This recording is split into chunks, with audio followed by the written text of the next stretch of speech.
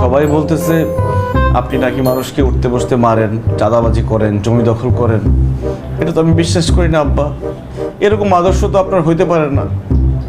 আচ্ছা ঠিক আছে, মেনে নিলাম। যদি এরকম হয়েও থাকে, এটা আপনার চেঞ্জ করতে হবে আব্বা। এখন থেকে বাবার আদর্শে ছেলে চলবে না, ছেলের আদর্শে বাবাকে চলতে হবে। আব্বা, আপনি কিছু বলতে চাইতেছেন? আব্বা, আমি আপনার মনের কথা বুঝতে পারতেছি আব্বা। আমি বুঝতে পারতেছি আমি যেটা বলছি সেটাই আপনি মেনে নিতে চাচ্ছেন। কোনো সমস্যা নেই আব্বা, এখন থেকে আমার আদর্শে আপনার লোকেরা চলবে। আমি আপনাকে কথা দিচ্ছি আব্বা, আপনি যখন সুস্থ হয়ে নীলগঞ্জে ফিরবেন, নীলগঞ্জের মানুষ আপনাকে সম্মান করবে, ভালোবাসা দিবে। এই নীলগঞ্জ একদিন সুখী নীলগঞ্জ হয়ে যাবে আব্বা। আপনি শুধু সুস্থ হন আব্বা। ওরা তো ঠিকই আছে, আমার দেখানো পথে চলতেছে। আব্বা যান, আপনি কেন এগুলো নিয়ে মাথা কামাইতে